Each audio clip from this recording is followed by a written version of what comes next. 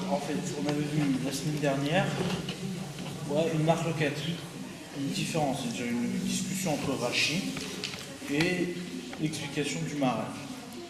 Mais dans les deux explications, ce qui comptait en fait de retenir, c'était que la notion du Olam Haba, la notion du monde futur, est liée au nom d'Israël. C'est-à-dire que quoi? Quand la Mishnah va dire « Kol Israël avec le Olam Haba », tout Israël à part au monde futur, elle vient nous dire ici que c'est le fait de s'appeler Israël, c'est le fait d'être rattaché au nom d'Israël que tu as une part au monde futur. Parce que le monde futur se définit dans ce qu'incarne le nom d'Israël. Et donc en fait, c'est pour nous dire quoi? C'est pour nous dire que tant que le nom d'Israël est préservé, on n'a pas de monde futur. Maintenant, il y a une possibilité de se défaire de ce nom. Même si on est Israël, alors ça change tout par rapport à la relation qu'on a au Averot.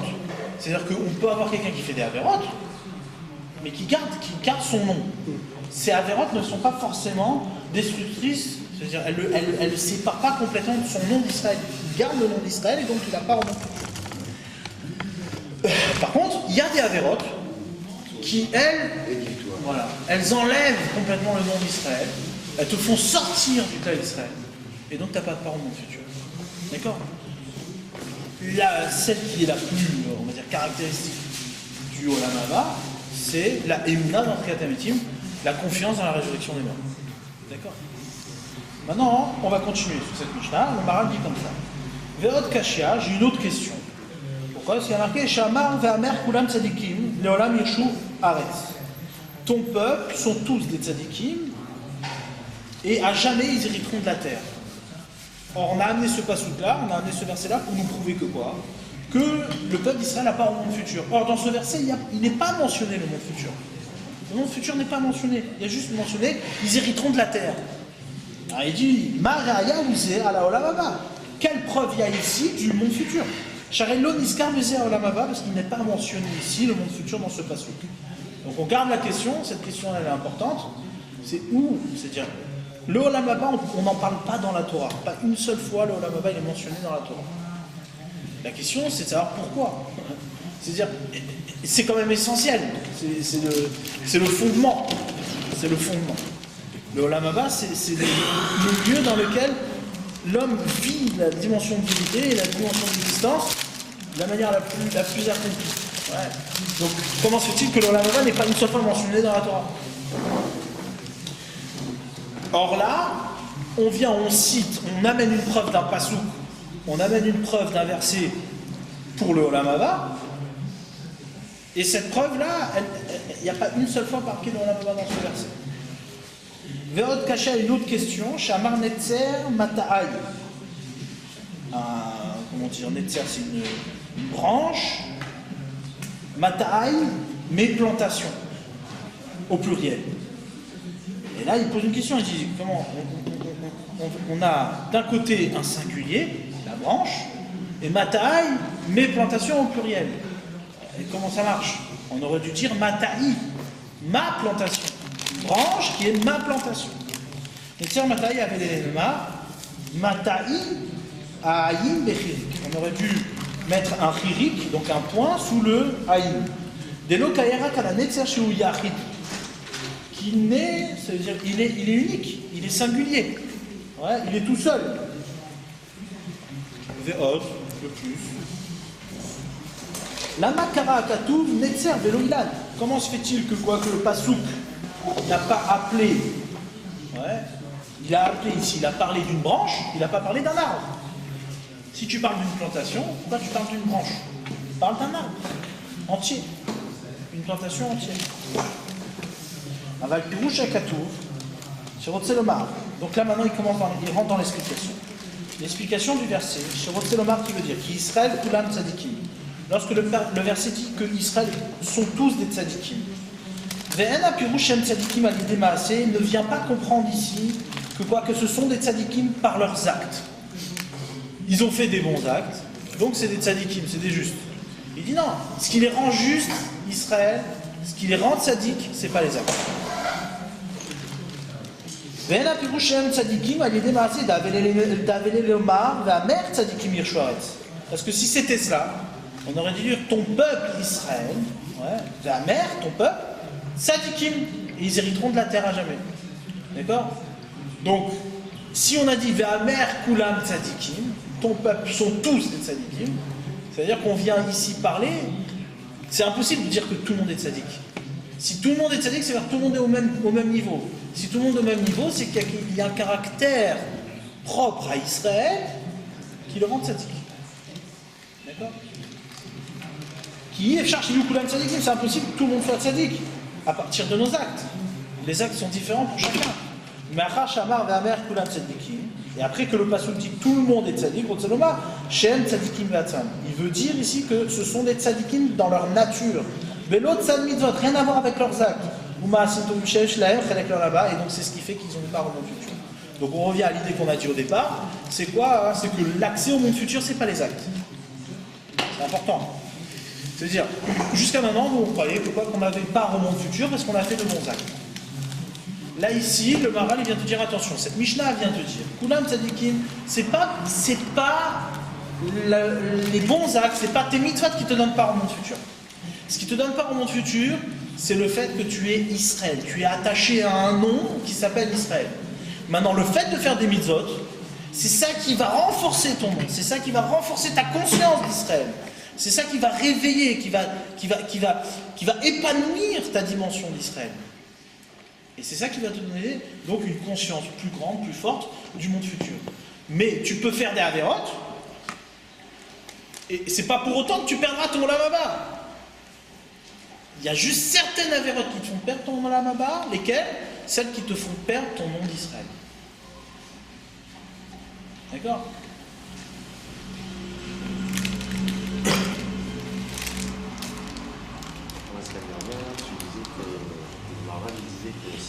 J'avais plus de fautes que des mitzvot, ça avait une importance. Oui, alors lui, le Maharal, oui, mais il n'exclut pas le fait que quoi, que tu peux avoir une avéra. Par exemple, lui le Maharal, il ne veut pas lire comme Rashi.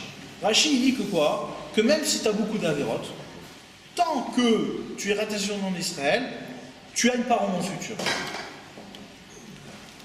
Le Maharal, il dit, mais techniquement, il n'est pas en désaccord avec Rashi sur le principe. Il est en désaccord juste que techniquement, hein, c'est inimaginable qu'un type il peut avoir une majorité d'avérotes et rester attaché au nom d'Israël. C'est très peu, c'est-à-dire c'est peu probable une chose pareille. Donc lui, il dit, il veut changer ça. Il dit juste que quoi, qu'un type il peut avoir une majorité d'avérotes. S'il a une majorité d'avérotes, c'est évident qu'il s'est exclu du nom d'Israël. Mais il n'empêche que quoi. Faire partie du peuple d'Israël, ça peut tout aussi bien devenir le jour de Kippour à la synagogue, et puis après être terminé. Oui, mais ça ne peut pas être ça non plus. Ah oui, non, mais les gens, la plupart des gens qui viennent de Kippour à la synagogue, ils font partie d'Israël. Non, ça c'est pas suffisant. Non, c'est ce qu'il dit lui. C'est la Mishnah qui vient dire ça. Ils ne sont pas liés à leur. Ils sont pas liés à leur. Lui, il dit action. Il dit à Josué, il dit, même si tu ne viens pas à Kippour à la synagogue, c'est pas pour autant que tu t'es exclu d'Israël. Ce qui vient t'exclure du nom d'Israël, attention, on ne parle pas du peuple d'Israël, on parle du nom d'Israël. Le nom d'Israël ne se pose plus sur toi, sur la personne, lorsqu'elle se défait de ces trois choses-là qui sont citées dans la Mishnah. C'est-à-dire, il y en a enfin, trois principales, et après, mais c'est-à-dire, c'est quoi l'essentiel? Triatametim, la résurrection des morts. Si un homme, si Israël ne pense plus à la résurrection des morts, la Torah, de la Torah, ça y est, il a perdu son nom d'Israël. Et donc, il n'a plus de part au monde futur. C'est parce que tu restes Israël que tu n'as pas au monde futur. Maintenant, tu peux très bien avoir fait une avéra. Tu peux très bien ne pas avoir respecté Shabbat, qui est très grave, mais c'est pas pour autant que tu perds ton monde futur. Tu vas le diminuer, tu vas en avoir moins conscience, mais puisque ton nom d'Israël est encore présent, tu n'as pas au monde futur. D'accord? Maintenant, ce qui fait perdre le nom d'Israël, c'est ces choses-là qui sont mentionnées dans la Mishnah. Mais par ricochet, celui qui vient pas à Kippour, il s'exclut puisqu'on peut le considérer comme un picoros ou pas? Tout dépend de la raison pour laquelle il ne vient pas à Ça, c'est Kippour. pas pour moi. Tout dépend de la raison. Des fois, c'est une faiblesse. Des fois, chaque cas est à étudier. Mais tu as raison que le type, ici, maintenant, il vient, il dit non, ça c'est des bêtises, c'est un picoros. Un picoros, lui, fait partie de ces gens-là qui s'excluent du terrain d'Israël. C'est pas... On peut- Il faut qu'il le dise en pensant qu'il s'excuse. C'est-à-dire qu'il dit qu'il fait des bêtises parce qu'il ne connaît pas. Mais non, on est d'accord. Je parle de quelqu'un qui parle sérieusement, pas un type qui ne sait pas ce qu'il dit. Ouais, je parle de quelqu'un. Tu as raison. Le gars qui refuse carrément, lui, de le faire. Et même là, regarde Achaz, et malgré tout, quand il l'a racheté. Ça, c'est encore un autre sujet. Mais c'est pas tout à fait juste de dire qu'il a racheté. Pas tout à fait. Tu as raison, c'est un sujet. En tout cas, nous, restons sur le principe maintenant. Le principe, il est que quoi? Que ce qui te donne accès au monde futur, c'est le nom d'Israël. C'est-à-dire que quoi? Que tu peux très bien ne pas avoir fait de mitzvot dans ta vie. Mais si tu as préservé le nom d'Israël, tu es attaché au monde futur. Un exemple concret, un nourrisson. C'est la question de l'Agmara. L'Agmara, dans sa médaille, elle dit un nourrisson. Le nourrisson, il n'a pas fait, il n'a pas eu le temps de faire des mitzvot. D'accord? Il est mort. Il est mort, nourrisson. Il n'a pas un monde futur. Comment c'est possible? Il n'a pas fait de mitzvot. Mais c'est maintenant parler des mitzvot. Comment tu peux dire que lui, il croit à la résurrection des morts? Comment lui, il peut croire qu'un Thomas vient du ciel? Et comment il peut ne pas être apicurose? Alors, réponse. Les trois, Réponse, c'est pas le fait d'être Mahamine, c'est pas le fait d'y croire, c'est le fait de ne pas y croire qui t'enlève le nom d'Israël. Le nom d'Israël, c'est un héritage d'emblée, il est Israël. Maintenant, comment on se défait de ce nom-là? Comment on se défait de ce nom-là? C'est celui qui est confirmé de Créativité. Il refuse la résurrection des morts. D'accord? C'est pas qu'il faut y croire, il ne faut pas ne pas y croire. Mais pourquoi? Parce qu'un Israël, d'emblée, il est attaché à ça, il est attaché à cette croyance. Parce qu'on lui en a parlé, c'est-à-dire que le gosse, le bébé, c'est parce qu'il ne le sait pas. Oui. Il n'a pas été instruit. Il est d'emblée défini comme Israël, celui-là. D'accord. D'emblée. Alors, il explique. Ve'aïnou, c'est quoi donc? Il explique. Ve'aïnou, mipene shachem ibarach va'et Israël kesolet nekia belo psolek.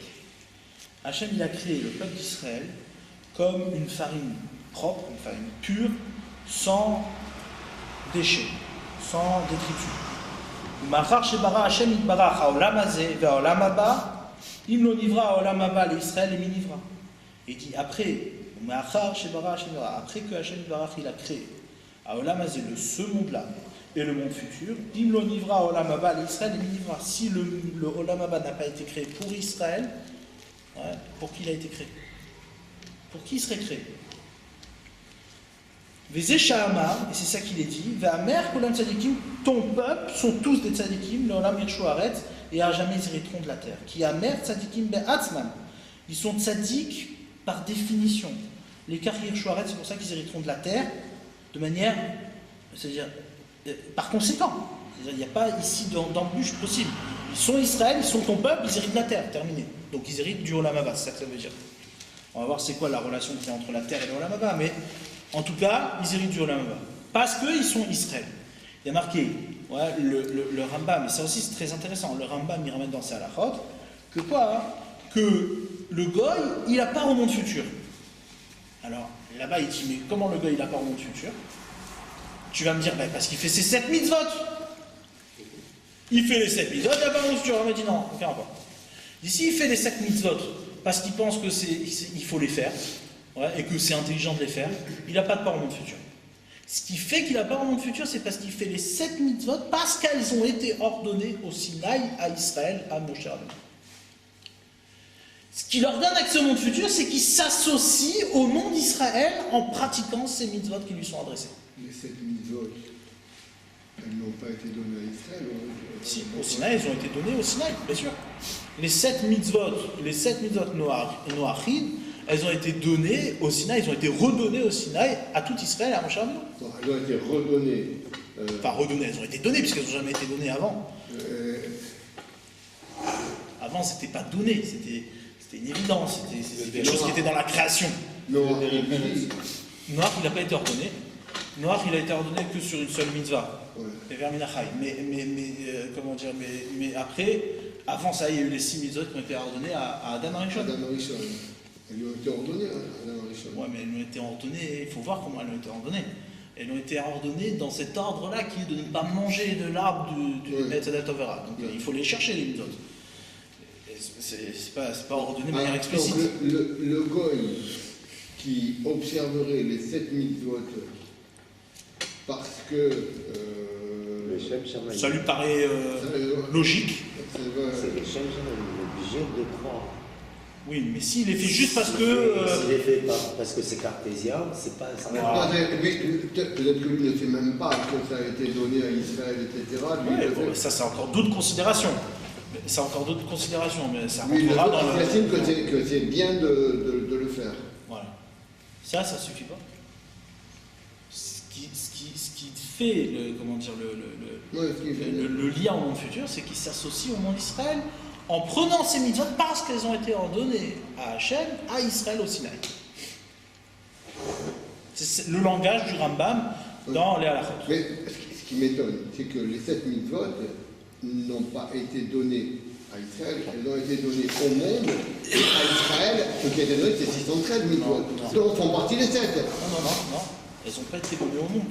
Où tu as vu qu'elles ont été données au monde? Elles ne concernent que les goyim, Non. puisqu'Israël, lui, il a 600, elles font partie des 613. Elles font partie des 613, donc elles s'adressent aux Juifs. Ils en ont pris 7 sur les 613. Il y en a 7 qui concernent les goyim également. Et après, elles les concernent à leur manière à eux, certes, mais elles ont été ordonnées au Sinaï, à Moshe et au Béni Israël. Bah, comment ils font pour savoir les deux s'ils n'ont pas eu reçu du La question, oui, mais comment ils font? Il y a deux réponses à ça. Première réponse, c'est comment fait un juif pour savoir lui-même. D'accord? Nous, on a la transmission. Oui, mais on a la transmission, mais je vois bien que ça passe Nous, on a pas. reçu la Torah. Il y a plein de juifs. La majorité des juifs ne savent même pas qui sont. D'accord, mais on a la transmission quand même, malgré tout. Oui, toi, Le oui, juif toi. qui veut savoir d'où ça vient, on va lui dire d'où ça vient. Eh ben, réponse, pareil, la même réponse pour le goy. Le goy, qu'est-ce qu'il fait? Il s'intéresse à sa propre vie, il s'intéresse à sa truc, il réfléchit, il va s'intéresser. Et quand il va s'intéresser, il va voir que celui qui peut lui donner une réponse est le juif. Alors, le goy, Maintenant, il pour reste ça, de référence. il reste. Et lui, c'est son esprit qui va trouver les Pareil, mais le juif aussi. Non, on a les 113, ils sont affichés. Mais pour le goy aussi, ils sont affichés dans la Torah. Pour le goy aussi, ils sont affichés dans la Torah. Ah, mais le goy, c'est l'obligation. Mais c'est ça son Baba. C'est ça sa vérité. Et pour le juif, c'est pareil. Sa vérité, elle est au Sinaï. La vérité, elle est au Sinaï pour tout le monde. La Gemara, elle dit comme ça. Elle dit dans Zvachim.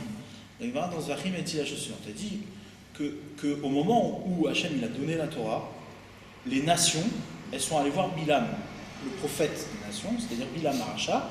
Ils sont allés le voir, et ils lui ont dit: oh là là, qu'est-ce qui se passe? Shema Mabou Balaolam, peut-être que Hachem est en train de faire un autre Maboul, il est en train de faire un autre déluge, et qui va détruire le monde. Et Bilam, il leur a dit: non, vous inquiétez pas. Hachem, il est en train de donner la Torah à Israël. Et là, les nations, elles ont répondu: donc, Hachem ose les amolites, c'est marqué. Hachem, il donne la puissance à Israël, c'est-à-dire la Torah à Israël. Et il dit, et donc eux, ils ont dit: Hachem Yevarech Tamon B'Shalom. Hachem bénit son peuple en paix. Et là-bas, on voit de ces Gemara que en vérité, l'astuce de Bilam, qui était un avitamé, un prophète impur, c'était justement de faire entendre aux nations qui n'étaient pas concernées par le don de la Torah. Ça concerne que Israël. Hachem il donne la Torah aux nations, mais pas à vous. À vous, ça ne vous concerne pas. Pourtant, eux, ils ont senti quand même qu'il y avait ici quelque chose qui se passait. Il y a un déluge qui se prépare. Il y a une remise en cause qui se prépare. Et lui dit: non, cette remise en cause-là, elle ne vous concerne pas. Donc ça veut dire que la destruction ici, c'est-à-dire le faux prophète, c'est celui-là, c'est celui qui vient dire: ça ne concerne pas les nations, ça concerne que Israël. D'accord? Donc, il faut entendre ici ce qu'il dit le Maral, c'est une Mishnah, qu'est-ce qu'il vient dire? Il vient dire: tout Israël à part au monde futur. C'est quoi tout Israël? C'est le nom d'Israël. Et quand on dit part au monde futur, ça inclut aussi le goy. Ça inclut le grec qui est rattaché au nom d'Israël. Donc on parle ici de manière très très générale. Ouais. C'est pour ça qu'on n'est pas, ici le sujet c'est pas les mitzvot. Ouais, c'est pas les mitzvot.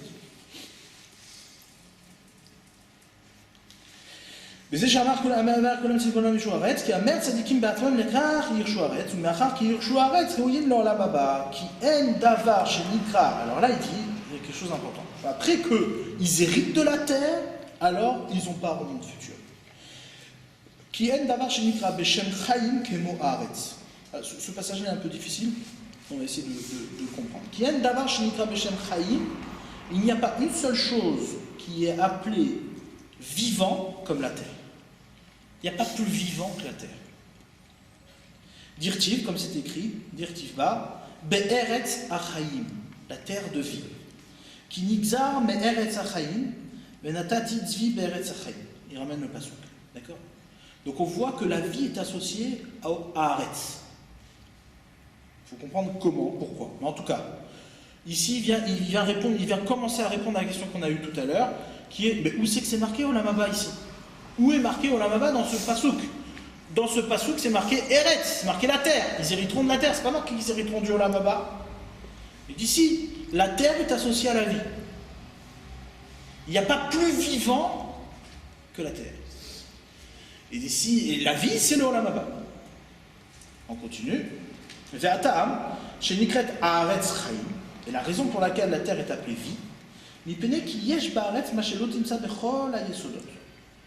il se trouve dans la terre ce qui ne se retrouve pas dans tous les fondements. Les yesodot, c'est les éléments fondamentaux, les 4 éléments. Il y a la terre, le feu, l'eau et l'air. La terre, elle est plus vivante que tous les autres éléments. Shei Omedet, c'est quoi sa particularité? Shei Omedet be'emtsa kol haolam. Shei hanekuda ha'emtzeit. Elle se tient au milieu du monde, au milieu de l'univers. Shei hanekuda ha'emtzeit. Elle est le point du centre. Elle est le centre. Alors il faut expliquer ça. Ouais. Juste je lis pour l'instant. La terre, c'est le centre.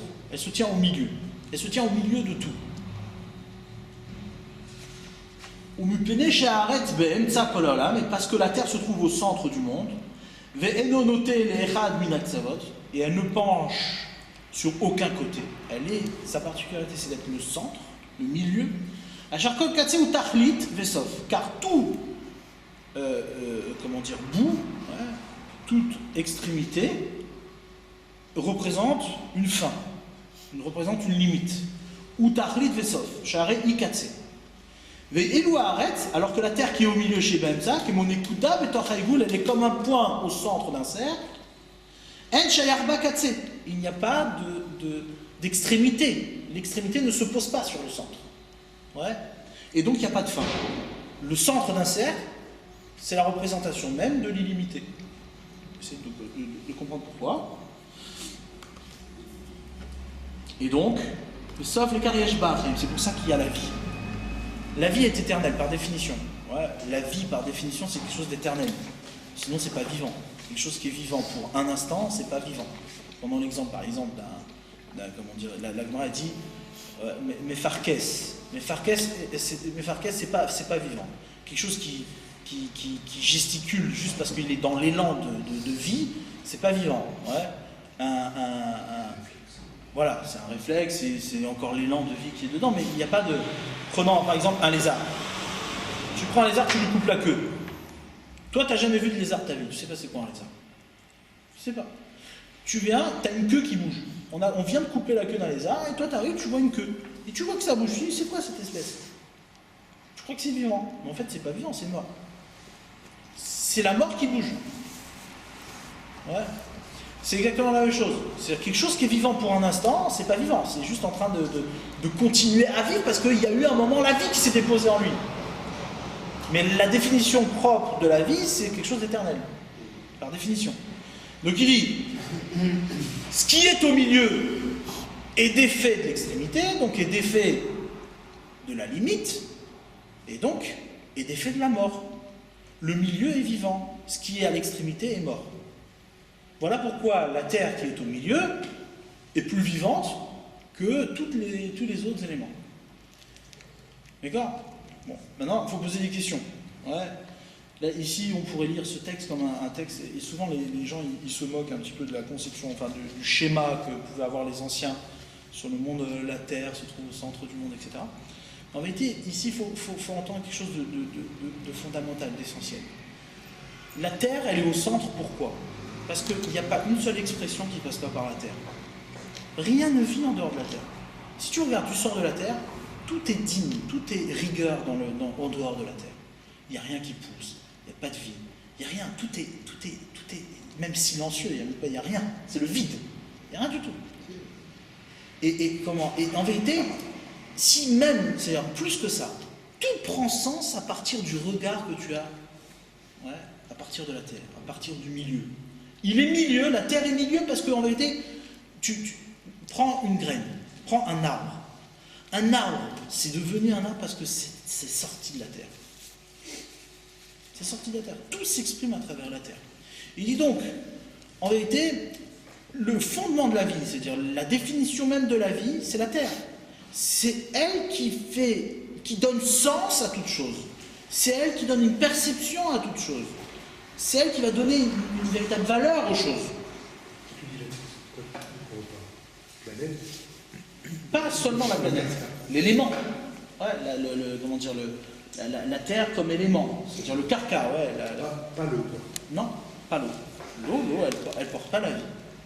L'eau, elle porte pas la vie. Parce qu'elle n'exprime rien. Elle est ce qu'elle est. Mais sans eau, il n'y a pas de vie.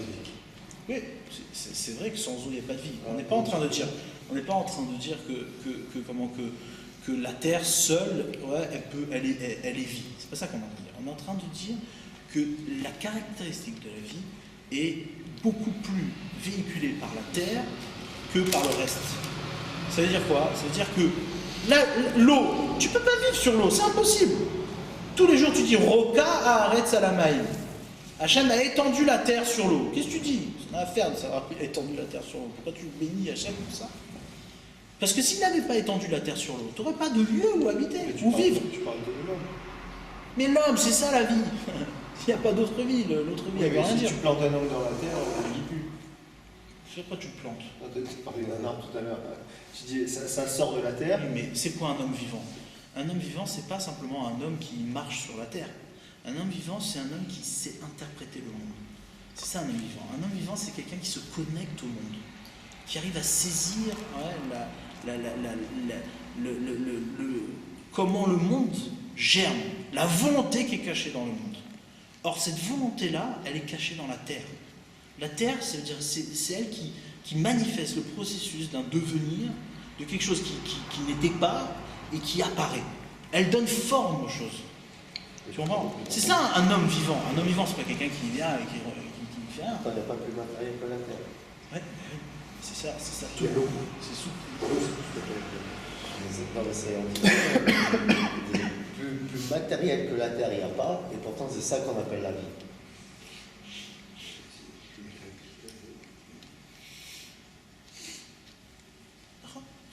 C'est vrai que la terre est matérielle, mais elle manifeste la vie. De toute façon, la vie est manifestée par le chromère, par la matière. C'est évident. Maintenant, l'eau, c'est peut-être à l'origine de la vie, et s'il n'y avait pas eu d'eau, on n'aurait pas eu de vie, mais c'est pas ce qui est plus vivant. Puisque la preuve en est, c'est que tu peux rien faire pousser sur l'eau. Il n'y a rien qui pousse sur l'eau. Tout meurt dans l'eau. Tu as besoin d'eau pour faire pousser. Mais c'est pas là-bas que ça pousse, c'est pas là-bas où ça tient, c'est pas là-bas que ça existe. D'accord? Donc c'est ça qui vient dire, elle est au milieu. La terre est au milieu parce que l'élément est au milieu. Il est au milieu et donc il est vivant. Ouais, il est défini comme milieu parce que tout passe par elle. Ouais, tout passe par elle. Tout prend sens à travers elle. Donc, c'est la vie. C'est pour ça qu'elle est au centre. Maintenant, voilà pourquoi la terre est associée au Olam Haba. Pourquoi elle est associée au Olam Haba? Parce que c'est ça le problème du Olam Haba. La définition du Olam Haba, les mots du Olam Haba, c'est quoi? Un monde qui vient. Un monde futur, nous on a dit ça en français, mais c'est un monde qui vient sans arrêt. C'est quoi un monde qui vient? C'est le propre même de la terre. La terre, elle fait quoi? Elle donne un avenir aux choses. Elle donne une nouvelle perspective aux choses. Elle va porter l'avenir. D'accord? C'est ça le Olam Haba. Et d'ailleurs, il n'y a pas de Olam Haba sans Olam Hazé. C'est impossible. Tu ne peux pas avoir un monde futur s'il n'y a pas un monde présent. Un monde qui est le support de ton monde futur. Ça, c'est l'erreur que tout le monde pense, que tout le monde fait. Il pense que le monde futur, c'est un monde séparé de ce monde-là. C'est un monde qui est après, qui est séparé, rien à voir avec le monde dans lequel on est. C'est une erreur, c'est faux. C'est complètement faux. C'est complètement faux. Même s'il n'a rien à voir dans sa définition, mais c'est évident que quoi que c'est à partir de ce monde-là, que le monde vient. Il faut le voir comme un monde qui vient de ce monde-là. D'accord? Donc c'est ça qu'il dit.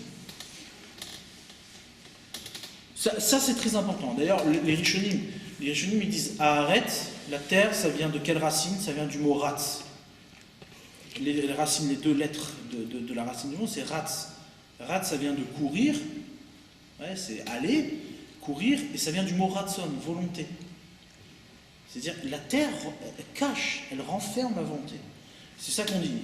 Hachem, il a créé le ciel et la terre. Bara Shamaim Va'aret. Ouais. Shamaim, c'est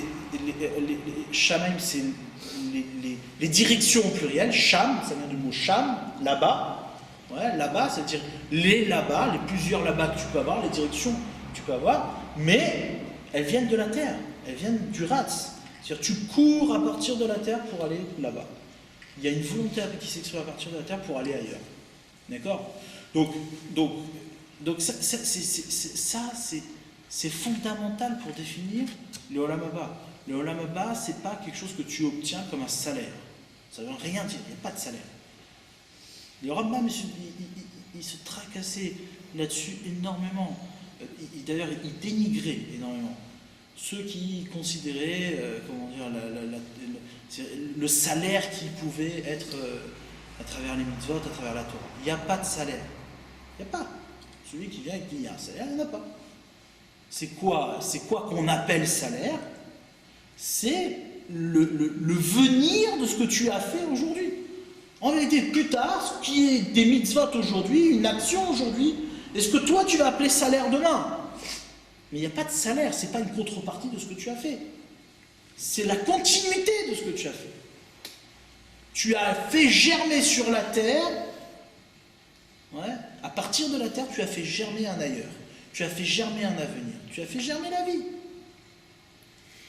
D'accord? C'est tout le fond de la Torah, c'est ça. C'est pour ça, donc maintenant on comprend. Le passouk dit, à jamais ils hériteront de la terre. Parce que c'est ça. Hériter de la terre, c'est justifier la terre aujourd'hui comme étant le Olam Haba, le monde à venir. Klomar, Shiyelahem Achaim Anitzrim, ils auront la vie éternelle. Ou les Kar Yershu Haaretz, c'est pour ça qu'ils hériteront de la terre. Shiyi Eretz Achaim. C'est la terre de vie. Ve'od, qui kol davar shu nar, ou yoter raoui ala kiyum. Deuxième élément qui fait que la terre est plus vivante que le reste, c'est qu'elle ne bouge pas. Elle est fixe. Ou yoter raoui ala kiyum, et donc toute chose qui est fixe, ouais, est plus à même qu'elle est définie comme l'existence. Ouais. Qui a davar shu baal pnoua, car toute chose qui bouge, yesh lo shinui, il y a du changement.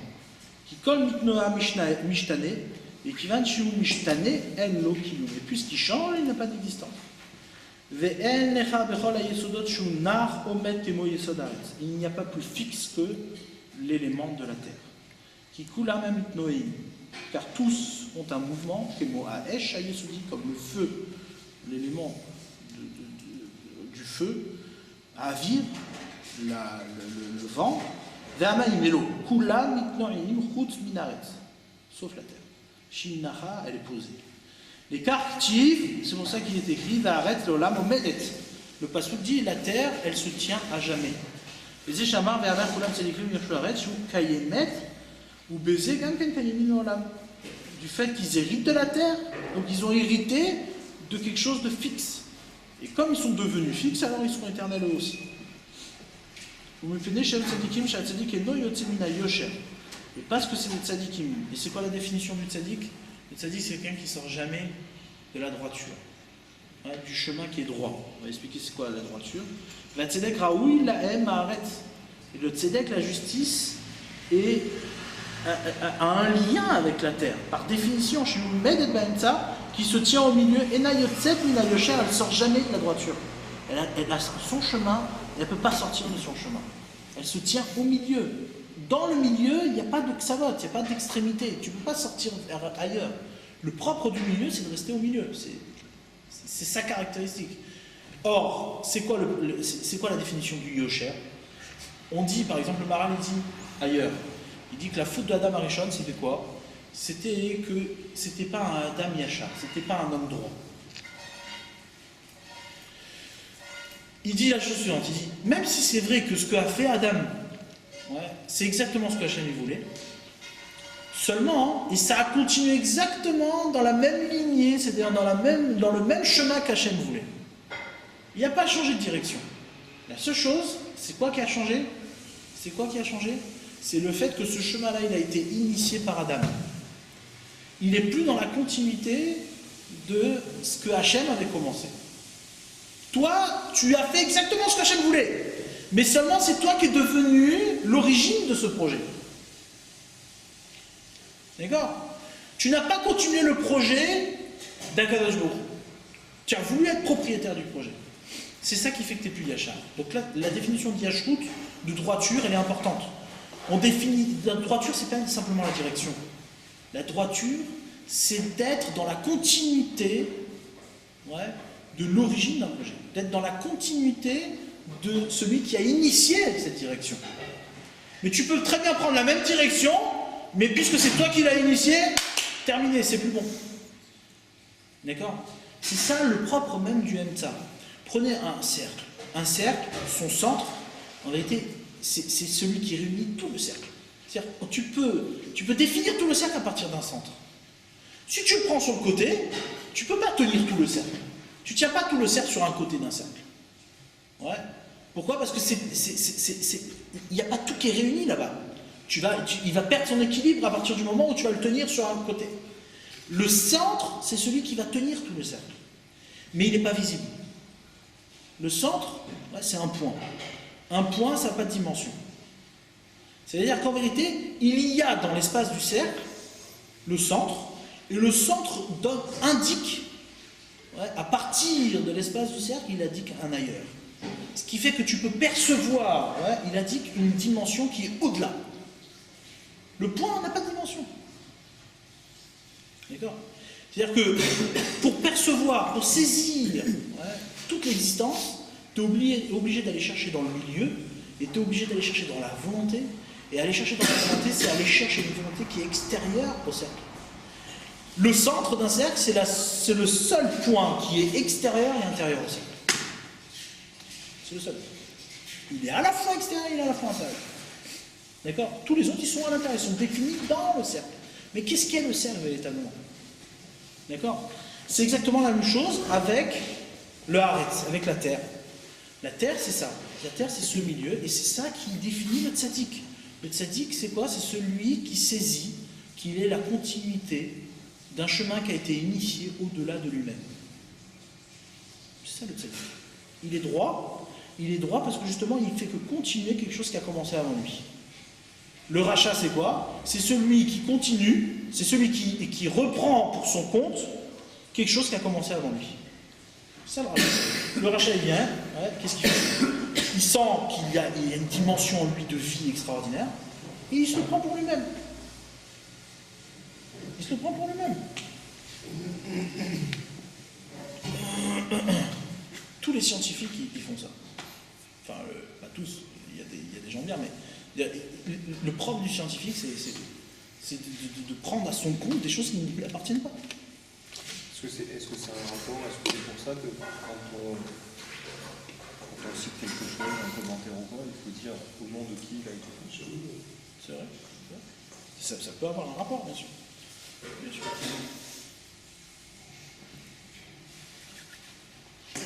Alors.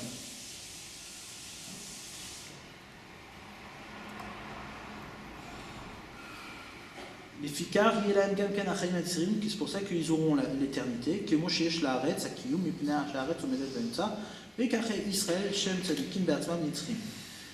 Car Pirouche à Mishnah, et ainsi il faut expliquer la Mishnah, mais sauf Perek Kama de Kiddushin, à la fin du premier période de Kiddushin, Kol Haose Mitzvah Achat, Metvilo Umarichilo Yamav, Venochel Haaretz. C'est marqué là-bas, la Mishnah dit la chose suivante: tout celui qui fait une mitzvah, on lui fait du bien, on lui prolonge ses jours, Venochel Haaretz, il hérite de la terre. C'est quoi il hérite de la terre? La Takashia, donc là on a répondu. La Takashia, Valo Kama Metu Bechut Salaretz. Il y a une question quand tu viens de dire que quoi? Qu'ils héritent de la terre. Il y en a beaucoup qui sont morts en dehors de l'Eretz Israël. Les tzadikim qui sont morts en dehors de l'Eretz Israël. Mais l'Onachlo Haaretz, ils n'ont pas hérité de la terre. Donc ils sont foutus. Donc c'est quoi? C'est un mensonge. Et là, Rotzelomar, qu'est-ce que ça veut dire? Qui Yirshu Haaretz, ils héritent de la terre, qu'est dire-t-il? Comme c'est écrit, Vamer Kulam Tzadikim, ton peuple sont tous des tzadikim, l'Olam Yirshu Haaretz, ils hériteront à jamais de la terre. La terre, comme il dit le Rambam lui-même en ces termes, il dit le Rambam, il dit Eretz Zo Mashal. La terre, c'est une parabole. C'est la parabole du Olam Haba. D'accord? Ok. Donc ça, on a fini avec Haaretz. Maintenant, on va continuer sur Netzer Mata'ai. Verma Netzer Mata'ai, cette branche qui est mes plantations, Piresh, qui a Netzer ou Anaf. Un Netzer, c'est une branche. Kacher ou Yotze Mitechila, Minaretz, exactement comme elle sort au tout début de la terre. Petite branche. Ouais, une petite. Au début, on n'appelle pas ça en français, on n'appelle pas ça une branche. On appelle une pousse. Ouais, c'est une petite pousse. Avant qu'il ait plein de branches autour de lui.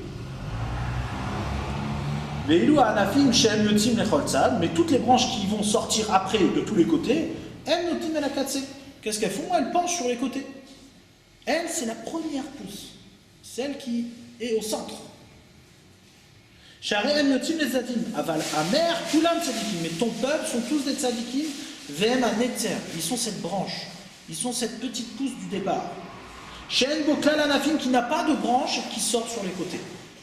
Elle est directement, elle sort de la terre exactement comme la terre elle-même. Elle est dans la continuité de la terre. Le Gvar Amarnu qui kacher Anitzia les Davar, le Shum Tzad El Okatse, va Davar Shum Yotze Lechad Meazadim Yotze La Katse, La Katse ou sauf, l'Israël Nikrevit Tzamatai. Donc encore une fois, il dit le Maran ici, c'est pour nous faire comprendre qu'en réalité, ce dont on parle ici, on parle d'un Israël, on parle de la définition même d'Israël, du nom d'Israël, celui qui ne penche pas sur les côtés, ouais, celui qui est exactement au centre. Donc dans cette définition qui est propre à Israël lui-même, c'est-à-dire définition absolue, une définition éternelle, qui ne bouge pas. Homer, maintenant la question c'était de savoir pourquoi c'était au pluriel, Mataï, les plantations, ouais, alors qu'on a parlé d'une seule branche. Ouais.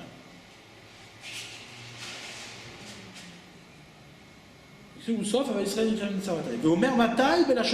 écrit au pluriel, Tomar, c'est-à-dire Charbe Netiyot Nata Kadosh Baruch Beolamo.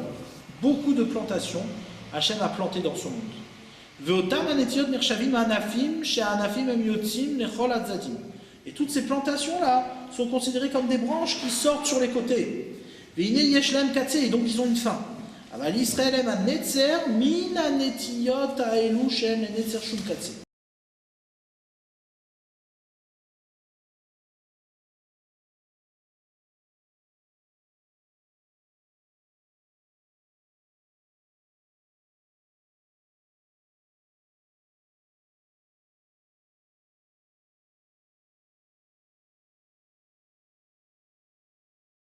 En vérité, ça c'est important, cette notion-là qui rajoute ici, elle est importante.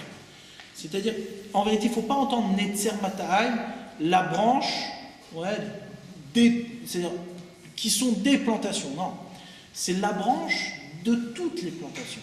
C'est la branche d'origine. Ouais. En vérité, Israël est défini comme Israël parce que justement, tout le reste est branche par rapport à cette pousse. Ouais, du premier instant, celle qui sort exactement dans la continuité même de la définition de la terre, c'est-à-dire du milieu, Ouais. Et donc, en vérité, c'est ça qu'on vient de dire quand on dit Netzer Matai, c'est la branche de toutes les branches. אבל ישראל הם הנצר מן הנטיות האלו שאין להם נצר שום קצה. ולכך הם נטועים עד שאין להם 10 כלל. C'est pour ça qu'ils sont plantés dans la terre. Israël est planté dans la terre, donc est planté dans le milieu, est planté dans la vie, ouais, de manière définitive. Les autres, elles débouchent de cette petite pousse. Si elle est définitive, tout le reste est définitif. Mais si elle n'est pas définitive, tout le reste tombe. ועוד יקראו ישראל נצר מטעים בלשון רבים, והוא שפירש אחריו מעשה ידיים. C'est ça qu'on dit après, מעשה ידיים. L'acte de mes mains. C'est le marche. שתי ידיים, les deux mains. נטו הנטייה הזאת. Ici, à participer dans cette plantation-là, les deux mains. Pas une seule main. וזהו מטעים בלשון רבים על שתי ידיים. Hachem, il a planté cette plantation-là, qui vient, si on peut dire, c'est pour donner du sens, avec les deux mains, pas une seule main. Il a mis toute l'existence est investie dans cette plantation. Les rimez baiser, c'est pour nous donner une allusion, d'avoir mouflag asheramad les malak yayad itzad. Si tu prends qu'une seule main, encore une fois, on est dans la même thématique, si tu prends qu'une seule main, tu es sur un côté. Ouais. Tu prends la main droite, tu donnes une certaine influence, tu donnes un côté. Si tu prends la main gauche, tu donnes une autre influence, tu donnes un autre côté. Si tu veux créer l'équilibre, si tu veux créer le milieu, si tu veux créer une éternité, tu es obligé de tout donner. Tu ne peux pas sortir sur un côté. Sinon, il n'y a pas d'avenir.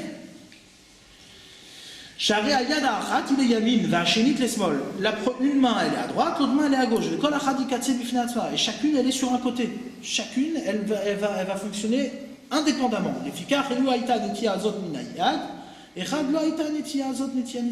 C'est pour cela que si cette plantation-là avait été plantée qu'avec une seule main, elle aurait eu la particularité de cette main-là, mais elle n'aurait pas eu d'éternité. Elle serait rattachée au fini de la main qui est sur un katsé, qui est sur une fin, sur une définition qui lui est propre.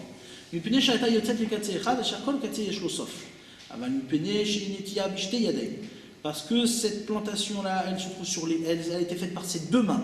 Elle a yad bilvad. On ne peut pas l'associer à une seule main. Par les deux mains, elle a été faite.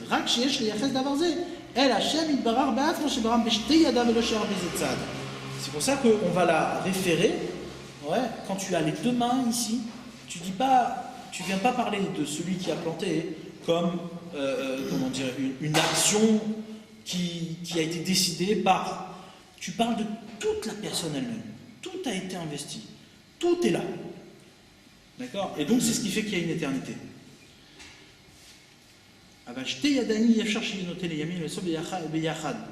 Les deux mains ensemble, elles ne peuvent pas pencher ni à droite ni à gauche. Ouais. Elles sont ensemble. La création d'Israël n'est pas rattachée à une extrémité. Elle englobe toute la création. Tout s'exprime à travers Israël exactement comme tout s'exprime à travers la terre. Le nom d'Israël, c'est tout. Maintenant, tout ce que tu vois, c'est des branches d'Israël. Ça veut dire quoi, des branches d'Israël? Ça veut dire que toi, tu dois voir le reste, tu dois essayer de trouver comment le reste exprime Israël. Comment, de l'extrémité, tu peux entendre le milieu. D'accord?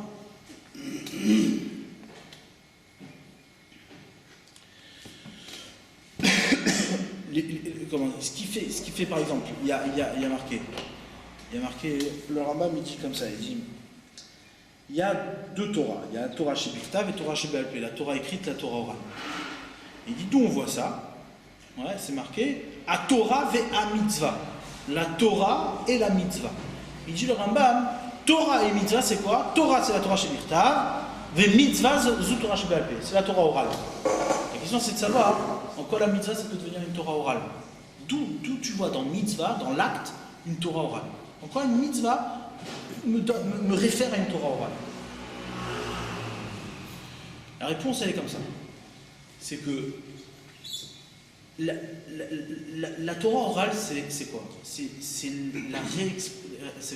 C'est comment tu vas réexprimer la Torah écrite.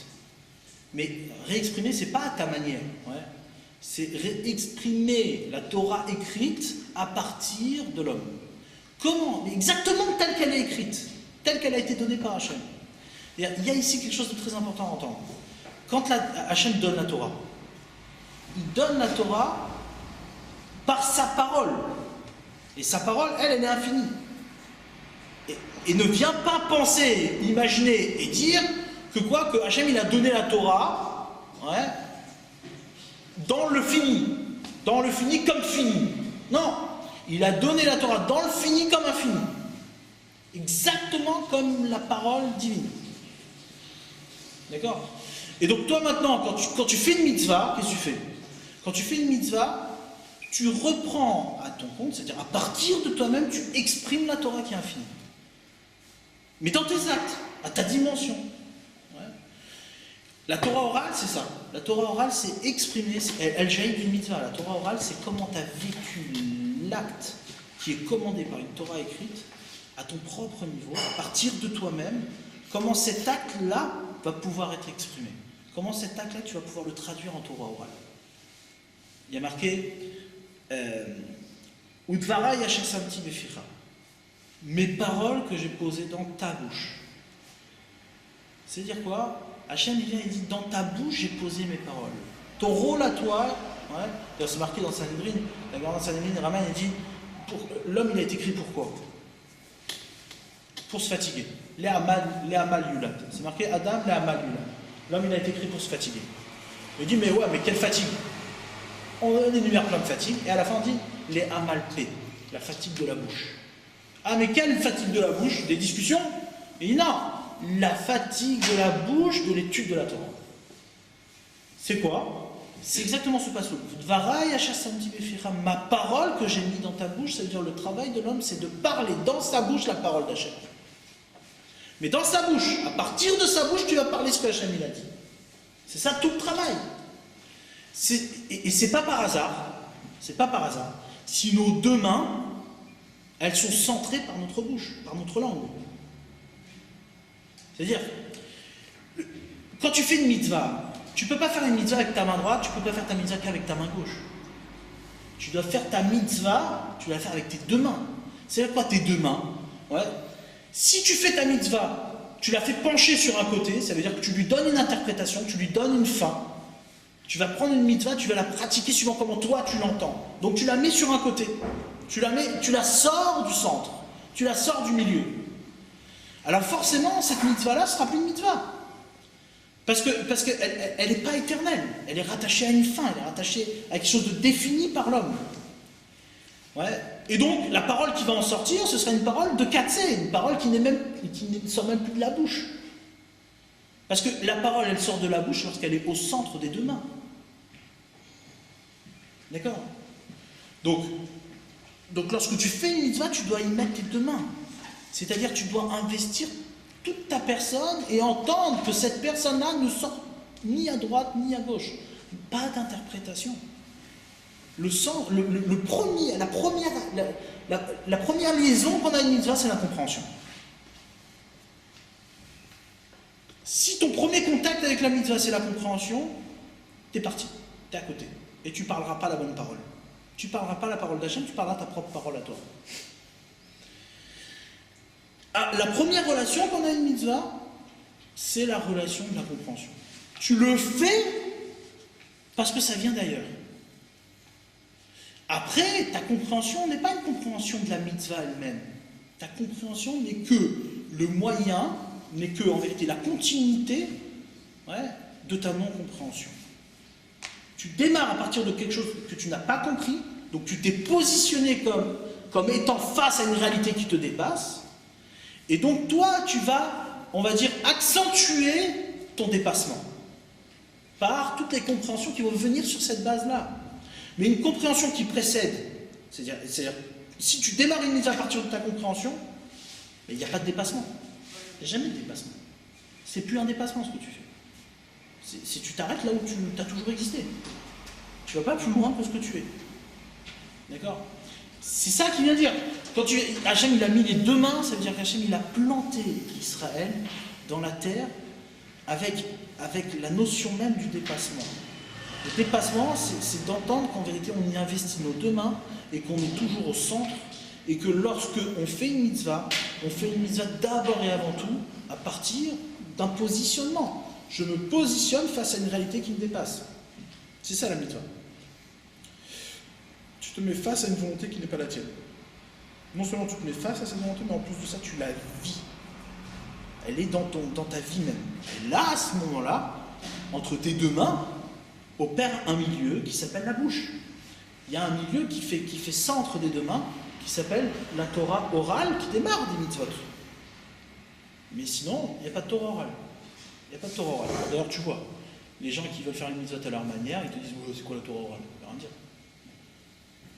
Ils disent ce qu'ils veulent. Après, là, tu rentres dans les Sadducéens et des trucs comme ça, et tu faisais que dans le Christ. Exactement. Très bien. Donc, on voit... C'est-à-dire qu'il n'y a aucune mitzvah que tu vas faire que avec la main droite ou que avec la main gauche. Non. Vous comprenez ce que ça veut dire. Ouais. C'est-à-dire que tu dois y investir toute ta personne. C'est-à-dire dans tes actes, au niveau de tes actes, tu dois y investir. C'est-à-dire, toute ton existence doit être posée dans ta mitzvah. Si tu mets qu'une partie de ton existence, tu y mets un intérêt. Tu dis oui, dans cette mitzvah, je la vois plutôt comme ça, je la vois rattachée à ma dimension, à moi. Il y a des gens qui vont te dire oui, moi, tu comprends, Shabbat, c'est sympa, je me vois là-dedans comme, je sais pas, chacun va donner son interprétation, c'est fini. Moi, la plus belle mitzvah pour moi, c'est la mitzvah du chesed. Combien de fois que tu l'as entendu ça? Ouais. La mitzvah du chesed, la tzedaka. Pour moi, la plus belle mitzvah, c'est la tzedaka. Attends, mais t'es pas là pour dire c'est quoi la plus belle mitzvah, on s'en fout de ce que tu as à dire, toi. Qu'est-ce que ça veut dire? T'es là pour dire c'est quoi la plus belle mitzvah, c'est ça qui compte. C'est l'émotion que tu vas sentir. Oui, non, moi cette mitzvah, je la fais parce que je trouve qu'elle est extraordinaire. Et les autres, tu les fais pas, non, parce que tu trouves rien. Non, mais tu peux porter un intérêt plus important à la pizza. Oui, mais c'est faux. C'est faux. C'est faux. Démarrer comme ça, c'est faux. Après, tu peux entendre que tu réagis à une mitzvah plus qu'à une autre. Mais ça, c'est ton problème personnel, ça. C'est pas ça la motivation d'une mitzvah. Il y a par exemple des mitzvot qui sont d'aller visiter les malades. C'est une mitzvah, en soi. Alors ? Le problème, c'est que tu dois mettre tout ton être dans cette mitzvah, dans la mitzvah. Ok? Souvent, tu vas reculant, parce que c'est pas non plus agréable d'aller dans un hôpital, visiter des malades, des choses comme ça. Tu vas reculant, pourtant tu le fais quand même. Tu le fais parce que tu sais que c'est une mitzvah que tu dois faire. Ok? Tu ne cherches pas à comprendre, mais tu ne peux pas y mettre tout ton être, puisque de toute façon, tu vas quand même avec une arrière-pensée, ou en tout cas en toi, d'un truc que tu vas faire qui ne te plaît pas spécialement. Alors comment tu considères ça? Mais c'est une éducation. Il faut vraiment. Il y a des mitzvot que tu es plus motivé parce qu'elles sont sympas. Ouais, quand il y a une. Ouais, mais c'est des mitzvot qui sont plus agréables que d'autres. Ouais, c'est vrai, quand tu fais Shabbat, tu te reposes, c'est plus sympa. Mais en vérité, toi, tu dois apprendre à exister, à pratiquer. C'est ça le chemin. Le Rambam, il dit la chose suivante, il dit comme ça. Il dit, quand tu es un enfant, il faut donner aux enfants des bonbons pour leur faire étudier leur Mishnah. D'accord? Après, quand l'enfant grandit, tu vas lui acheter des chaussures. Il veut une marque, il veut un truc, tu vas le motiver par ça. Après, lui, il se détache doucement de la notion des chaussures, il veut de l'argent. Ouais, alors tu vas lui donner de l'argent. Après, il veut une femme. Alors tu vas l'aider à se marier, etc. Au fur et à mesure que tu grandis, tu trouves d'autres intérêts. Mais il dit, à la fin, il faut pouvoir l'éduquer à sortir de l'intérêt d'une mitzvah. C'est-à-dire, le fait de faire une mitzvah, les Shem Shamaim, c'est ça l'aboutissement. Après, c'est vrai qu'on a besoin de motivation parce qu'on est des êtres matériels.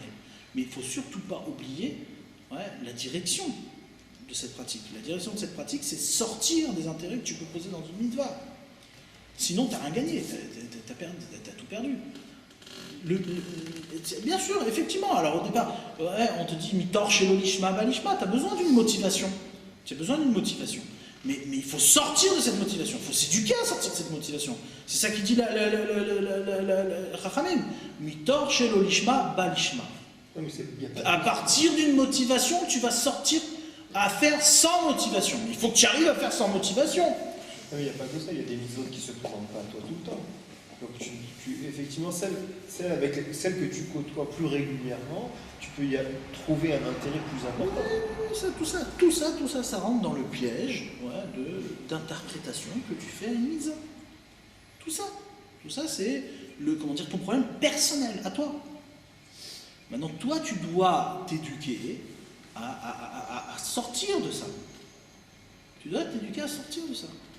Dès qu'il y a une mitzvah qui se présente à toi, tu dois y courir exactement de la même manière que tu courrais pour n'importe quelle autre mitzvah. C'est la Mishnah qui dit ça. La Mishnah dit ne fais pas des comptes. Quand tu fais pas une mitzvah, tu donnes une interprétation. Quand tu fais pas de mitzvah, Oui, voilà. qu'est-ce que tu dis? Tu donnes une interprétation.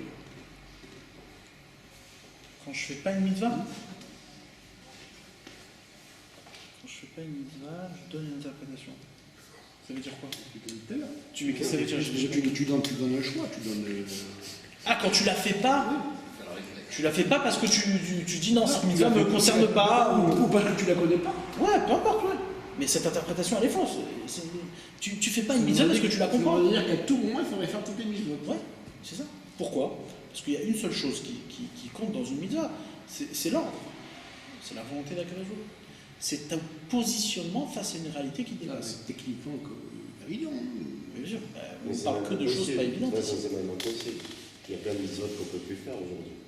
Enfin, depuis longtemps. Je ne parle pas de ce qu'on peut pas Voilà. appliquer, je te Donc, parle de c'est- celles qu'on applique. Tu parles des mitzvot qu'on Ah, peut parce faire encore à l'heure Il y a actuelle. Voilà. il y a des mitzvot qui sont liées au temps, il y en a qui sont liées à la cache-route, il y en a qui sont liées Ça, comme c'est ça. technique, moi, je te parle de ton rapport au mitzvot. Ton rapport au mitzvot doit être un rapport. Quand la mitzvah se présente, ça veut dire que si elle se présente jamais, tu la fais pas. Oui, mais il faut s'y préparer.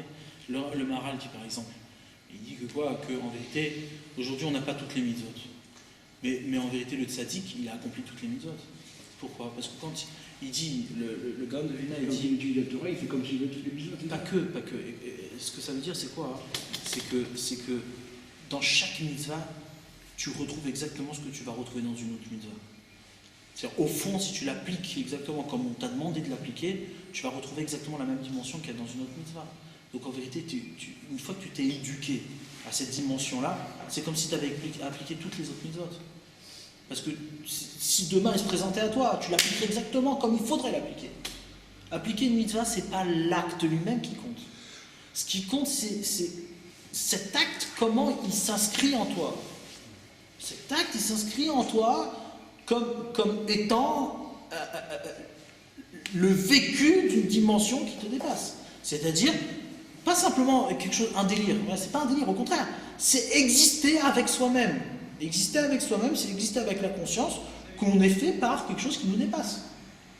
Est-ce que on pourrait dire que si aujourd'hui on ne peut pas accomplir toutes les mitzvot parce qu'on n'a pas pu accomplir, c'est parce que tout simplement on n'en a pas besoin, d'accord, et que celles que nous avons, elles sont suffisantes à accomplir Non. l'intégralité des mitzvot. Non, c'est pas qu'on n'en a pas besoin. C'est que on n'est pas assez capable d'exister autant que ça. Aujourd'hui, Hachem, il nous a mis en galoute, il nous a mis en exil. L'exil, c'est quoi? C'est en vérité, il nous a diminué. On est devenu plus petit. Ouais, on est devenu plus petit. Et parce qu'on est devenu plus petit, alors en vérité, notre existence est limitée à certaines mitzvot. Maintenant, il faut donner toute son existence dans cette mitzvot-là, qui nous reste. Et après, au fur et à mesure que notre existence elle va grandir, elle va être intense, alors on va s'élargir notre éventail de mitzvot. Et on va pouvoir un jour appliquer toutes les autres mitzvot. Mais celle qui c'est pas qu'on n'en a pas besoin. C'est que. Non, c'était pour rester dans les Ça ne reste pas à nous. Qu'une mitzvah ou une autre mitzvah, en réalité, intrinsèquement, c'est la même chose. Ouais. C'est dit sous la. Chachamim le disent d'une autre manière. En echam mitzvah ou mitzvah, shen triat avetim kluyaba. Tu n'as pas une seule mitzvah dans laquelle triat avetim, la résurrection des morts, n'est pas une part dedans. En vérité, le commun de toutes les mitzvot, c'est triat avetim, c'est la résurrection des morts. Toi, t'es mort. Ouais, l'homme, il est mort dans le monde. Pourquoi? Parce qu'il est dans le limité. Il est dans la fin. Ouais. Et donc, on lui dit, écoute, maintenant, tu as la possibilité de revivre. tu as aussi de faire vivre le mort. Refaire vivre le mort. Comment? Ben, en faisant une mitzvah. Pourquoi une mitzvah ça fait revivre les morts? Parce que ça veut dire, tu comprends, tu saisis dans la fin, dans le fini, tu saisis qu'à partir du fini, tu peux dépasser le fini et aller dans une dimension qui est en dehors du fini. Parce que quand tu fais une mitzvah, tu ne le fais pas parce que tu le comprends. Si ta mitzvah, tu l'as fait rentrer dans ton fini, si tu l'as fait rentrer dans ton contexte, c'est pas une mitzvah, tu as tout raté. C'est un acte quelconque. Ouais.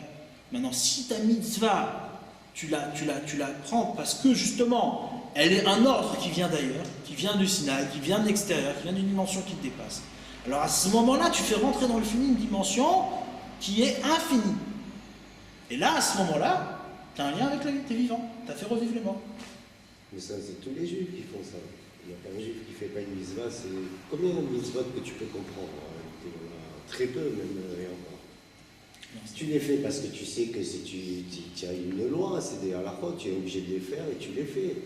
Après, ton rapport avec certaines mitzvot par rapport à d'autres, c'est qu'il y en a que tu vas plus apprécier que d'autres parce que ça va rentrer dans tes sentiments. Quand tu vas voir un mort ou que tu vas pleurer un mort, c'est sûr que ça ne peut pas être la même que d'aller fouetter pourri.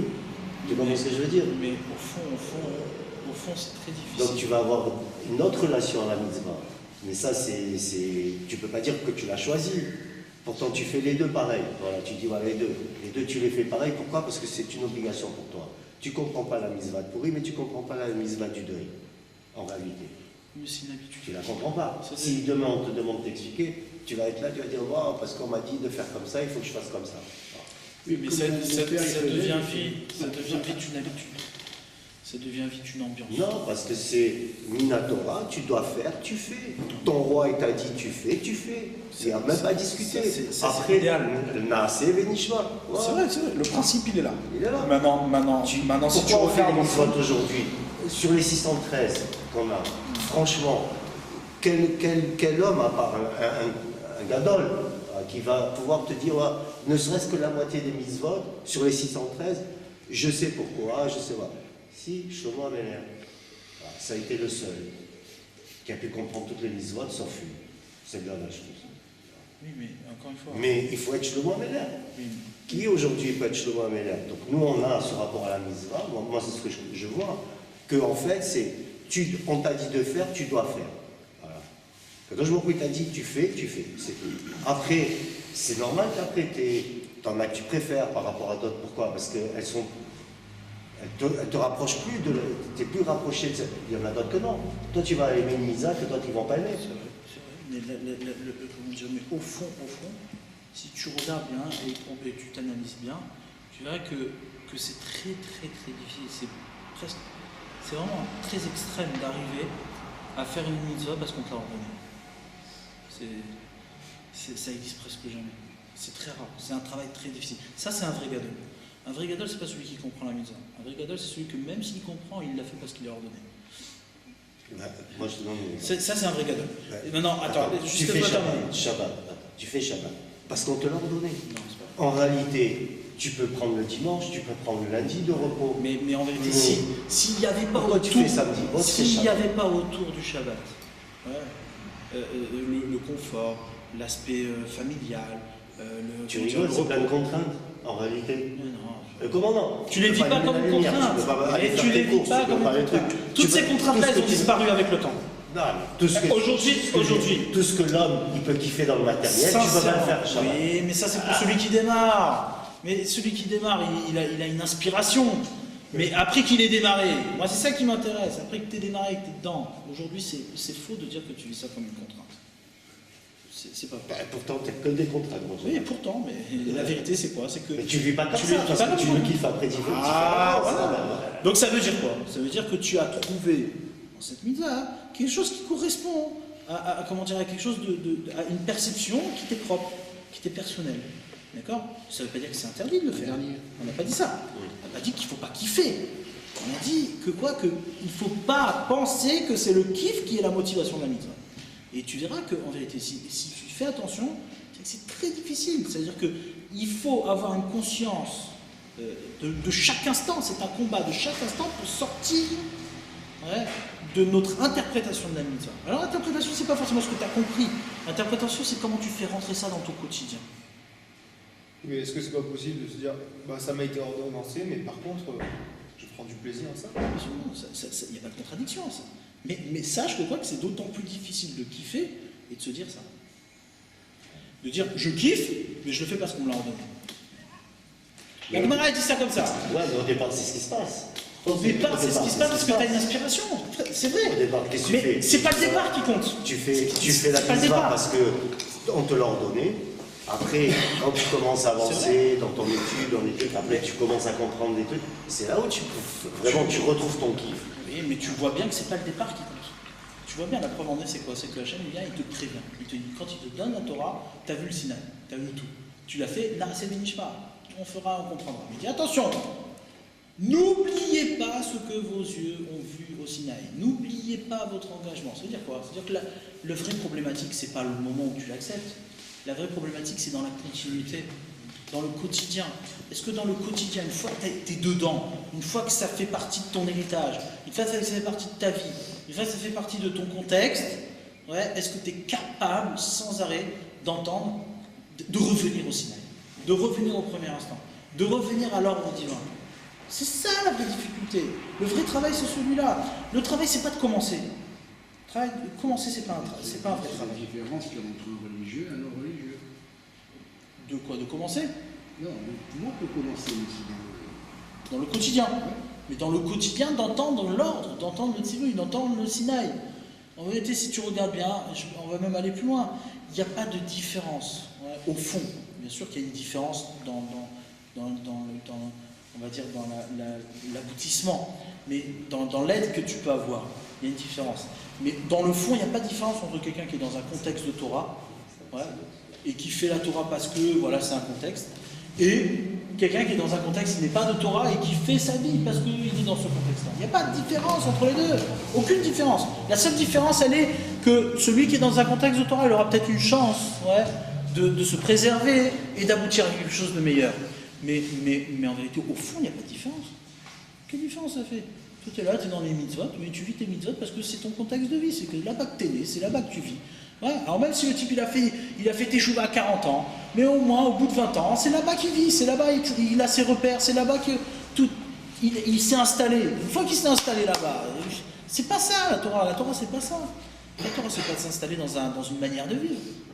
La Torah c'est de sans arrêt se dépasser, sans arrêt être conscient qu'on s'adresse à toi de l'extérieur, on s'adresse à toi, il y a une parole qui te parle, et toi tu dois redire cette parole.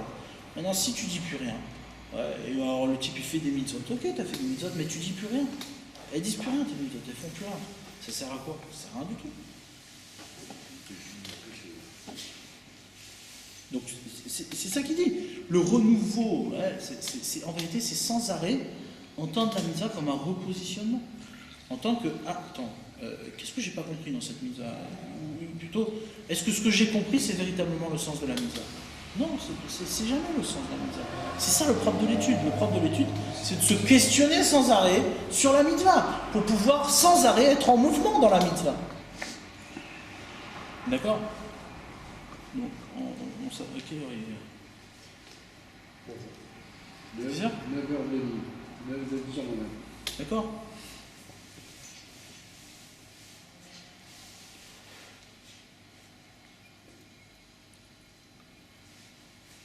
On finit juste ce petit passage. Vama. Maaseh Yadai les Itpaer. Ouais. Les actes de mes mains. Donc, Netzer Matai, Maaseh Yadai l'Itpaer. Les actes de mes mains, l'action de mes mains. C'est pas les actes, c'est pas juste l'action de mes mains. Les Itpaer. C'est difficile à traduire, je ne connais pas les traductions de les Itpaer comme ça, mais les Itpaer ça veut dire pour resplendir, pour être majestueux.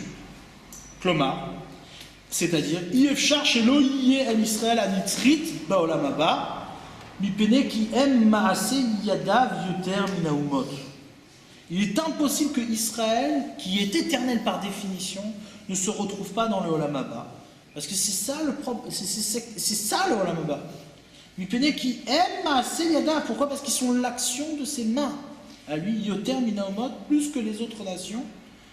Qui Israël Nikraim Banim El Hashem Barach, car Israël est appelé enfant d'Hachem. Ve'im lo yeh Israël nitrit laolam haba. Et si Israël n'avait pas d'éternité dans le monde futur, Chas v'shalom yeh chisaron b'maaseh yadav. Ça voudrait dire qu'il y ait un manque dans l'action de ses mains. Ve'en chisaron b'maaseh yadav. Il n'y a pas de manque, il n'y a pas de défaut dans l'action de sa main. Hachem, quand il fait, il n'y a pas de. Alors là, il faut comprendre. Il faut comprendre ce que ça veut dire.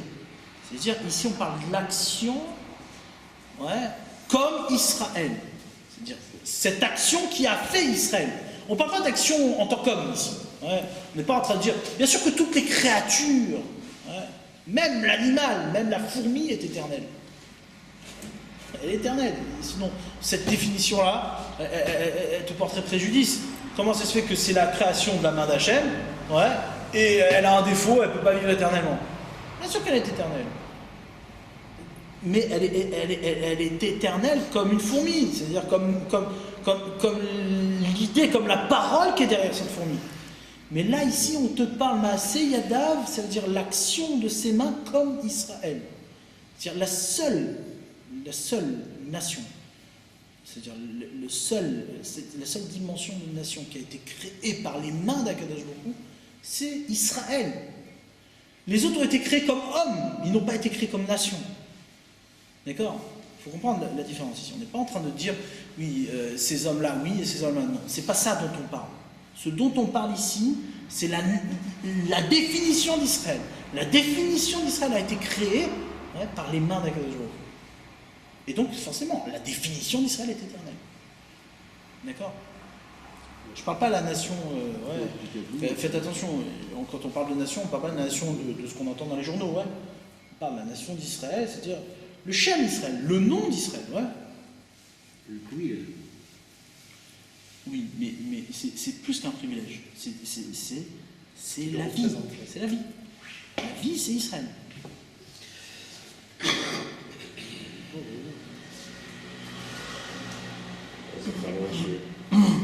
Comme ça, on va se faire lâcher. Non, au contraire. Il faut bien comprendre ça. Au contraire. Il y a souvent on accuse Israël, enfin on accuse les textes du Talmud, les textes de la Torah, comme étant des textes qui dénigrent les autres, qui dénigrent les nations. C'est vrai, il y a des fois des textes qui sont surprenants comme ça. Tu dis, mais attends, qu'est-ce qu'il dit? Mais en vérité, jamais la Torah, jamais pas un seul moment, ils viennent dénigrer les autres. Ce qu'ils viennent faire, c'est faire entendre qu'il y a dans le nom d'Israël une dimension qui ne se définit pas dans ce que toi tu peux percevoir comme humanité. C'est-à-dire, il faut bien comprendre ce que ça veut dire. L'homme qui est défini par le nom d'Israël est pas c'est-à-dire, il ne faut pas le définir comme un homme par rapport aux autres. C'est pas un homme supérieur. L'erreur, elle vient du fait que qu'on pourrait penser que en vérité, lorsqu'on parle d'Israël, on parle d'un homme supérieur. C'est n'importe quoi, ça.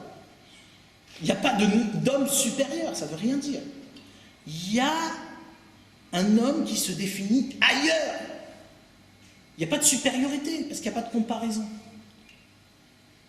C'est pas une supériorité. Tu es en train de dire d'un côté, tu as l'éternité, de l'autre côté, tu as des gens finis. Au contraire, leur éternité, elle est dans la présence d'Israël. S'il n'y avait pas la présence d'Israël, il n'y aurait pas d'éternité possible pour qui que ce soit. Mais il n'y en a pas la conscience. Mais bien sûr qu'ils en ont la conscience. D'abord, toi, tu as cette responsabilité-là, de donner cette conscience. Comment tu donnes cette conscience? Par ton comportement. Tu dois rayonner le nom d'Israël autour de toi. Ce qu'on appelle Kiddush Hashem, sanctifier le nom divin. Donc cette responsabilité, elle t'incombe. Et pourtant. Mais pourtant quoi? On rayonne pas aujourd'hui. Mais pourtant, ils cherchent qu'à te crever. Mais pourquoi? Parce qu'on rayonne pas. Par matière. Mais c'est pas moi qui dis ça. Si tu rayonnes C'est- pas, c'est parce que tu es ici. Mais pourquoi il nous a raté ici? Parce que tu rayonnes pas. Non, Mais voilà, c'est tout. Mais comment dire? Non, attends. Il y a marqué. Ouais, il y a marqué. Akol kol Yaakov, Vayadaim Yedei Esav. Ouais.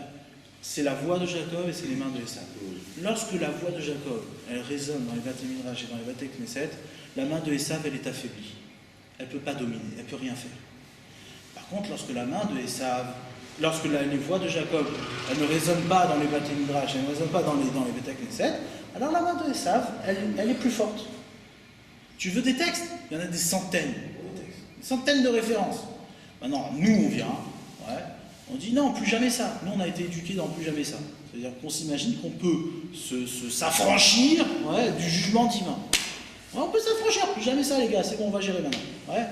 Ça veut dire qu'on va gérer. Ça veut dire non, il n'y a plus Dieu, tu peux faire ce que tu veux, de toute façon, on fait ce qu'on veut, maintenant c'est nous qui gérons. Mais c'est pas vrai, ça n'existe pas. Ça ne peut pas exister. Ça ne peut pas exister. Par définition, ça n'existe pas. Donc ça veut dire quoi? Ça veut dire que tu dois rayonner. Ouais. Et rayonner, ça veut dire quoi? Ça veut dire donner existence à l'autre. De la même manière qu'Hachem lui donne l'existence à l'homme, toi tu dois donner existence à l'autre. Et chacun à son niveau.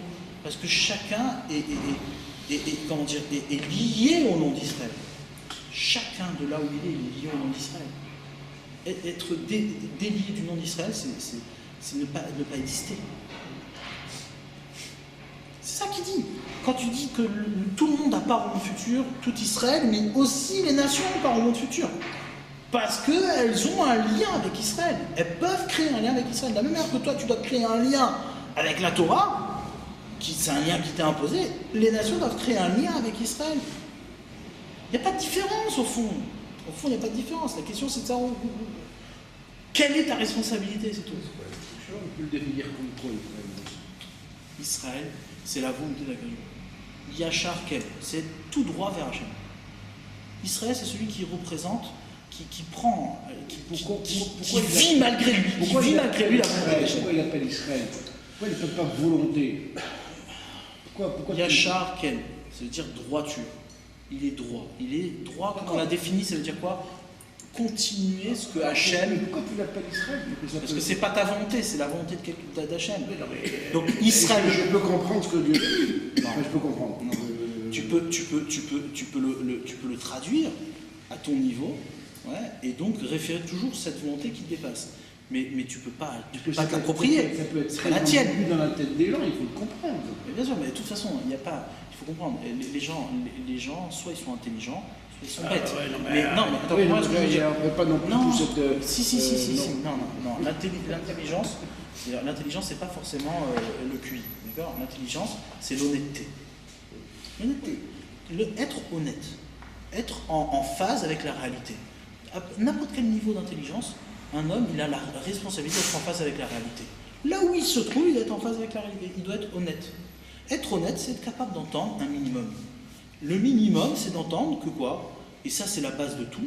C'est d'entendre que c'est pas nous qui dictons les règles. On est face à une réalité qui nous dépasse et à laquelle qu'on doit respecter. C'est le commencement même de la moralité. On ne peut pas appeler Israël Torah.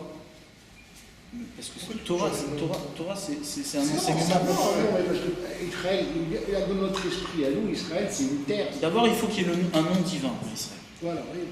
Non, dans Torah, il n'y a pas de nom divin. On voit que l'État, c'est ça que tu veux dire? Non, mais c'est un peuple entier, Israël. Justement, il n'y a pas d'individu dans Israël. Il n'y a pas d'individu. Oui, non, mais je suis d'accord. Dans le nom d'Israël, il y a. La volonté de Dieu, c'est pas forcément le peuple. Oui, mais c'est une volonté de Dieu. Je vais donner une Torah pour faire ma volonté. Mais c'est la volonté d'Hachem qui est présente dans le monde, qui se donne dans le monde. C'est ça qui compte. La volonté d'Hachem, il vient, il a une volonté, et hop, elle peut dépasser le monde. Il fait ce qu'il veut du monde, il peut jouer. Là, ici, on te parle de cette volonté qui traverse le monde, qui est dans le monde, qui est présente dans le monde. Ce qu'on appelle la malchoute, la royauté. Cette royauté, la royauté divine, a du sens parce qu'il y a Israël. Il y a quelqu'un qui prend sur lui de prendre comme roi un roi qui est extérieur, un roi qui n'est pas un homme, un roi qui dépasse le monde. Ça veut dire quoi, prendre un roi qui dépasse le monde, qui est au-dessus du monde? C'est accepter que la direction d'un peuple qui se trouve sur terre soit orchestré par une réalité autre, par une réalité qui dépasse le monde. Oui, mais tu peux dire, pas dans l'honnêteté, mais Ismaël, tu peux dire aussi qu'il prend comme même référence. Oui, bien sûr, mais il fait rien exister dans le monde. Non, mais C'est ça la différence. La différence, elle est là. La différence, c'est qu'il peut avoir une conception du divin qui correspond à la même conception d'Israël, mais il la fait pas exister. Il la fait pas exister. Il y a du vide autour de Ishmael. D'accord?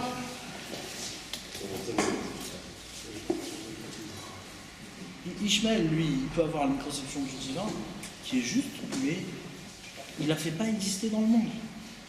Il n'assume pas. Il n'assume pas.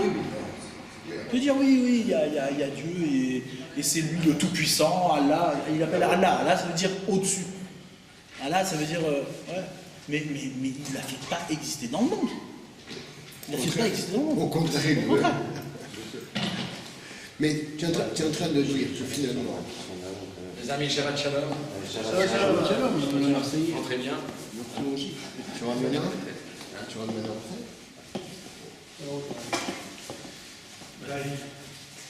Faut que je t'appelle dimanche matin. Pour les courses. Donc, tu es en train de dire que le monde a été créé pour Israël. Israël, c'est pas un individu. Israël, c'est une volonté. Mais en retour, c'est Israël qui fait tenir le monde et qui fait exister le monde. Exactement. Et c'est un problème sans fin, parce que finalement, lequel quoi? Ce qui est bizarre, c'est que de tout temps, ils ont voulu. Sans Israël, le monde n'a pas de sens, mais sans le monde, Israël. Il y a ici quelque chose qui est une espèce où on n'arrive même pas à comprendre. C'est presque un tout comme ça. Mais parce que Israël, c'est pas un petit peuple. Non, mais Israël, c'est le monde. C'est les nations, c'est tout. La question, c'est de savoir qui porte la responsabilité d'Israël et qui doit la faire rayonner. Israël l'a fait rayonner à ce niveau-là qui s'appelle le Sinaï. Et après, les nations, elles, vont se rattacher à cette dimension-là. C'est ça que ça veut dire. Il n'y a pas d'existence en dehors d'Israël. Il n'y a pas d'existence en dehors d'Israël. D'ailleurs, c'est ce que dit le Rambam. Ce Rambam, il est extraordinaire. Les nations ont part au monde futur. Chassidé ou Motolam. Les chassides des nations ont part au monde futur. On n'est pas en train de dire. Dans aucune religion que tu regarderas, on ne dit pas le monde futur n'appartient pas aux autres. hors de l'église, point de salut. Dans la Torah, on vient te dire si tout le monde a part au monde futur. Les nations ont part au monde futur. Mais il faut qu'ils soient liés au nom d'Israël. Mais ça veut dire quoi? Ça veut dire qu'ils peuvent être liés au nom d'Israël. On n'est pas en train de dire non, tu peux pas être lié. Tu peux pas, c'est pas possible. Pourquoi tu dis ça? Il faut qu'ils soient liés à la volonté de Dieu. Mais c'est ça que ça veut dire. Mais eux, ils peuvent pas se lier. Mais ils peuvent pas se lier à la volonté de Dieu parce que c'est trop abstrait. C'est trop loin. Trop loin. C'est-à-dire que quand tu mets le nom d'Israël sur la volonté qui représente la volonté de Dieu, tu donnes une supériorité au peuple juif. Non, c'est pas une supériorité. C'est un rayonnement. Ce rayonnement, tu vas prendre, je sais pas moi, il y a des éléments dans la nature. Il y a des éléments. Bon, cet élément-là, il est radioactif. Il a un héritage. Il y a ses ancêtres qui ont travaillé pour ça. C'est même qu'il a été créé. Oui. Mais la création n'est pas dans l'individu, elle n'est pas dans l'homme. La création, c'est quelque chose qui précède. On dit par exemple, la création d'Israël est avant la création du monde. Il n'y avait pas d'homme avant la création du monde. C'est-à-dire, le nom d'Israël, il est inévitable. Ce que tu dis, quand tu dis le nom, en réalité, c'est pas le nom tel qu'on entend. C'est-à-dire que, en fait, le concept ou l'idée ou l'essence même d'Israël. L'essence même qui fait que le monde n'a de possibilité, enfin n'a d'existence, n'a de possibilité que par ça, que par ce point, qui justement, lui, a été créé avant, parce que ça a été au départ, que le monde a été créé autour de ça. Et le problème que l'on a du mal à comprendre, c'est que c'est presque, ça c'est totalement abstrait, et dans le concret, c'est tout le contraire. Dans le concret ne peut s'obtenir qu'à travers une application des mitzvot qui est rigoureuse, exigeante. Parce que c'est dans les actes qu'on acquiert la vérité. On acquiert une consistance dans les actes. Et effectivement, là on parle pour donner une direction. Maintenant, le comprendre, tu ne pourras pas le comprendre tout de suite. Le comprendre, c'est lorsque tu vas t'y appliquer. Et s'y appliquer, c'est rentrer dans les mitzvot de manière rigoureuse. Pas accidentelle, pas parce que c'est sympathique, pas parce qu'on peut organiser des shabbats. C'est pas ça. C'est rentrer, mais y rentrer dans le vif, quoi. Rentrer dans le vif. Faire la mitzvah au point que si demain, tu serais en Espagne, tu dirais, mais moi, j'en ai rien à faire, tue-moi. Est-ce que le peuple juif est encore capable de vivre comme ça? C'est ça la question qu'il faut se poser. Mais il a vécu. Il a vécu comme ça, il vivra comme ça. Et pourtant, toutes les nations, elles ont été contre toi. Mais tu as eu la période des rois, tu as eu des rois on a toujours eu des guerres. À chaque fois avec que ça nous toutes est, les nations, à chaque fois que ça alors nous est que tombé le peuple, dessus. il était kadosh. Non, à chaque fois que ça nous est tombé dessus. Non, c'est la réalité. À chaque fois que ça nous est tombé dessus, ça nous est tombé dessus parce qu'il y a eu de l'assimilation. Non, mais ça, c'est l'histoire. L'histoire, tout le monde la connaît. Même les nations la connaissent. Ils la connaissent tellement bien, ils savent exactement à quel moment te tomber dessus. Et en plus, ils font tout pour faire en sorte qu'ils affaiblissent, parce que... T'as qu'à regarder Israël aujourd'hui, ça veut rien dire. Ça veut rien dire. Écoute, aujourd'hui, on n'est pas... Non, ça veut rien dire. Ça veut rien dire. Mais il y a une absence de responsabilité face au monde d'Israël qui dépasse toutes les imaginations qu'on Ça peut commence à la avoir. sortie d'Égypte, Amalek. Non, mais jamais, ça changera. Où c'est que ça a commencé? Mais maintenant, tu vois où ça aboutit. Voilà. Ça aboutit à une définition du nom d'Israël qui est définie par les hommes. Ça veut rien dire. Il y a ici une absurdité, il y a ici quelque chose de tamé, d'impur, qui fait écran à tout ce qu'on vient de dire. Qui fait écran à tout ce qu'on vient de dire.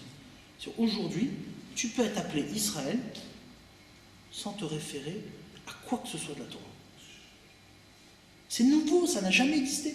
Ça n'a jamais existé dans toute l'histoire. C'est nouveau.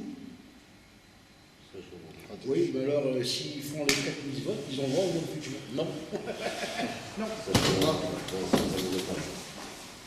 Comment tu peux taper Israël sans avoir rien de la Torah? Vous aurez la question. Quand tu arrives en Israël, on te dit que tu es juif parce que tu as un père juif. Et qui a donné cette définition? Qui l'a donné? Non, mais ça...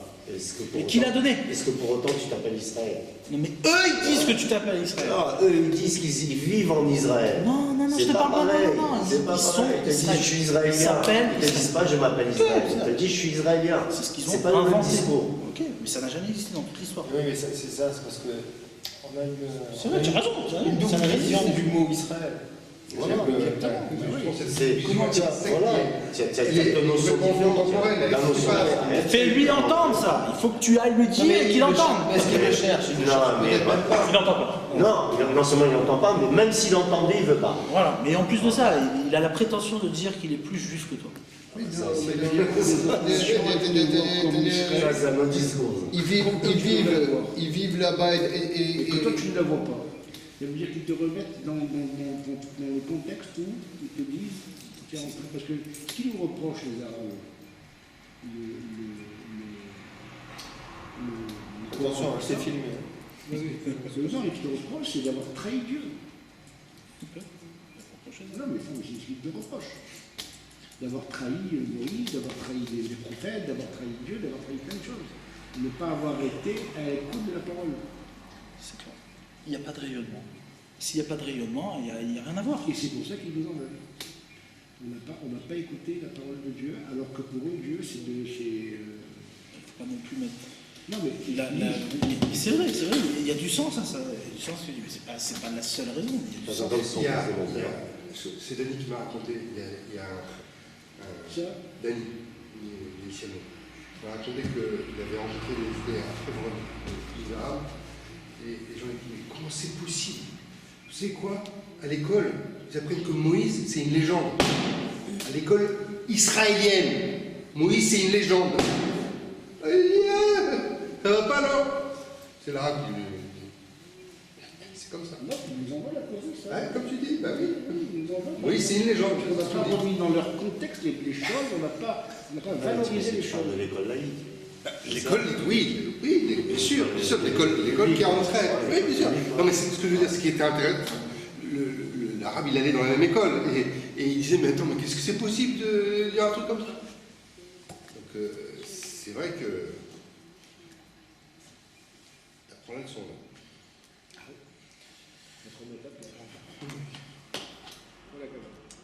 Voilà, Azak.